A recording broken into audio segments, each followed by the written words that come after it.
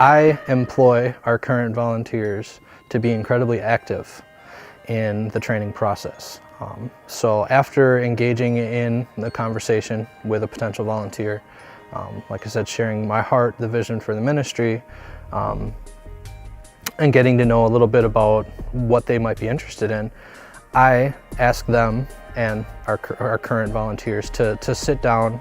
So if let's say it's a lighting volunteer, potential lighting volunteer, I'll have them sit next to our lighting volunteer that weekend at a service or multiple services and watch over their shoulder and ask questions and begin to get familiar with what it looks like to be sitting in that chair for a service. Once they've done that maybe 2 or 3 times, the following time I'll actually have them run the console for a service with an already capable volunteer sitting with them to answer questions on the fly or to even give them cues if they're not sure of what's coming next, just to keep them comfortable. But once I see and get feedback from the current volunteers that they seem to be ready, then I will schedule them for a full weekend, and I might sit at them for the first service just to make sure they're comfortable. But after that, it's pretty hands-off and ask questions and pass on whatever knowledge I can, and certainly encourage them when they start to do it on their own. The way that I really came to this current model was as we changed the shape of some of our video ministry, and our old video director was here for 30 years. He retired and I stepped in to fill his position. In doing so, I had a large pool of people that I had to begin to build relationships with, but we were also kind of changing the way the video ministry looked. And in doing so, 60 volunteers was going to be hard to manage and actually keep everybody engaged. So I wanted to encourage those people to learn other tech positions. So I decided to hold a few training sessions, I suppose would be the word for it, where we just kind of sat down, had some pizza, talked a little bit. I let them get to know me, ask questions, get to know them a little bit. But then the goal from then on was start just sitting in with another volunteer at another position. Like, if you want to serve this weekend but I don't have you on the schedule, just go sit at the lighting console with whoever's there. Go sit at IMAG and ask some questions.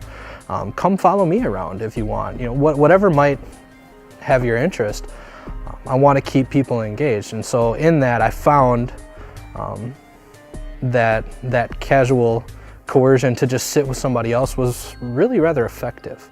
And it was a great way to engage the current volunteers, and it was a great way to bring new volunteers in and make them as comfortable as possible. They didn't feel like they were going in alone. They felt like it was a comfortable place to ask questions. They're learning from somebody else that walked in the same steps that they're walking. And it just, I don't know, it seemed naturally like the best path to take versus trying to schedule my own time all the time to sit in one-on-one with these people and give them, you know, classroom style instructions. I've tried to learn things in a classroom that I learned far better sitting down at my own and doing it. We don't have a lot of opportunities to train people except during rehearsals. A lot of times the worship service itself is where we do the training, which is obviously, you know, you bite your knuckles and just hope things go well. But there's an apprenticeship model that we follow. I'm not going to put a volunteer on a piece of equipment or in a role where I don't feel comfortable with that volunteer.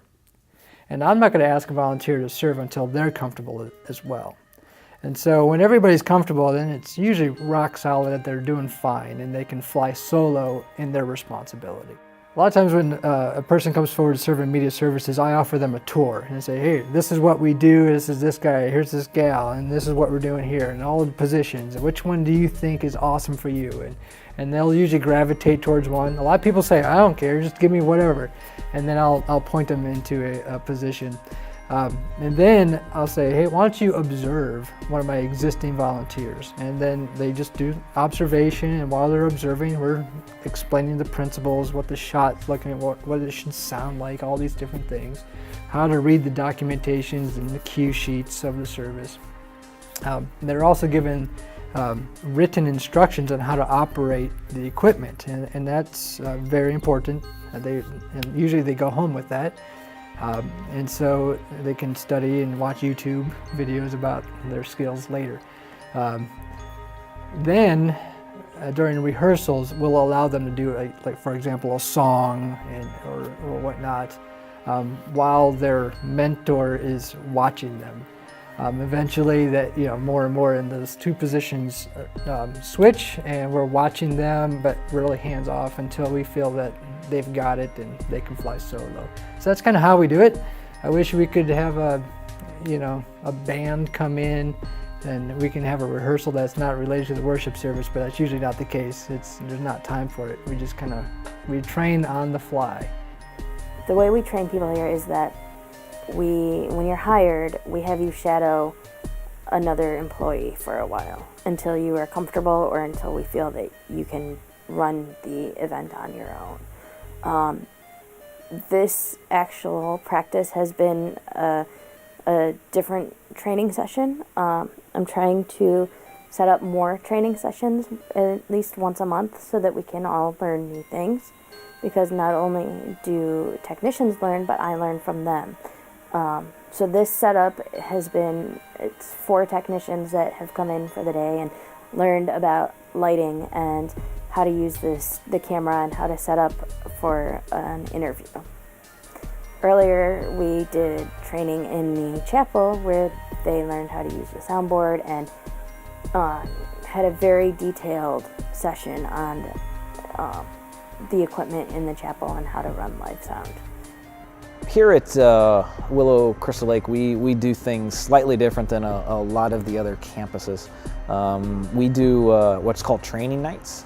It's one time a month where all of the volunteers from programming, so that would be like, the singers, the band, anybody that are on stage talent, as well as the production and the backstage talent.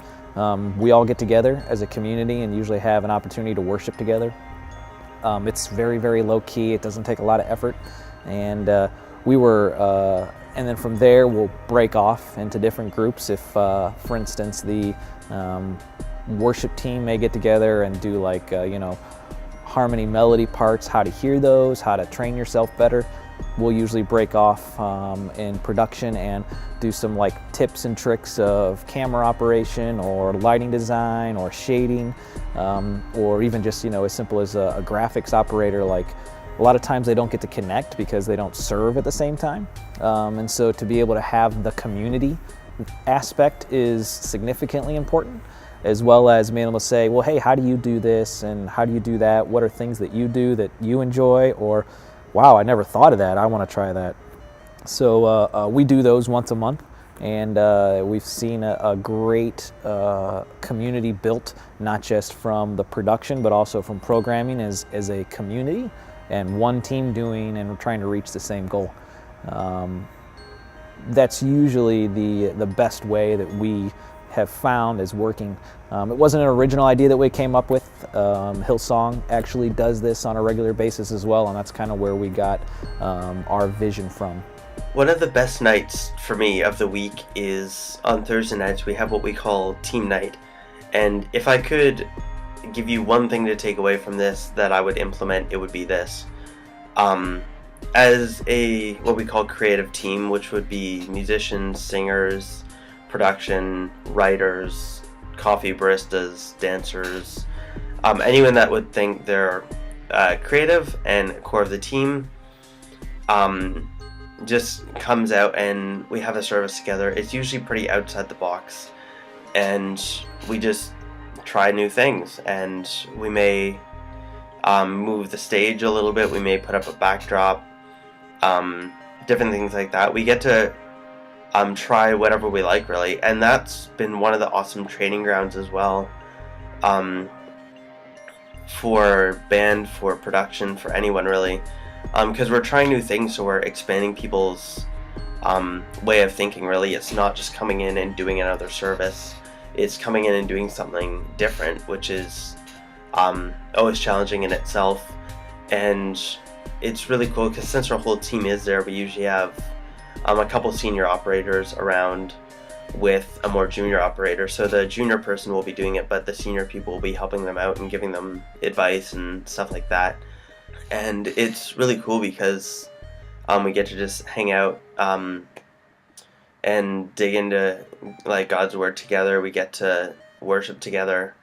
What it usually looks like is we'll have a time of worship, a bit of a message type deal. Sometimes it could be one of the pastors or leaders giving a word for the team or for the creative team. It could be a panel of people on talking about what they've been doing creatively, stuff like that. It could be anything really. And after that, we'll have usually a time for rehearsals for the weekend for those people who are on, but for everyone else that's there, we'll usually have different master classes for dancers going over a dance that they want to learn, especially around like Easter or Christmas. If we have a choir going, we'll have choir rehearsals for something. There's someone in our team that builds guitar pedals and cables for a living, so he did a master class on building guitar pedals, and everyone got to come in and build their own pedal and learn a bit more about how that worked. But it's really a chance to upskill people in our team, to go over things that we may not have as much time to go over on the weekends. And really it's a time to just meet different people on the team. Like I was saying earlier, if you can build rapport and just be friends with people on the team, it helps so much with building trust and building just having fun doing church. You could be sitting beside a singer, a dancer, a writer, and just get to talk to them and worship next to them type of thing. It's the best night of the week in my opinion. And the other cool thing just from a team perspective is just more focused on being a family as a team and just growing that. So it's a really different night of the week, but it's really cool.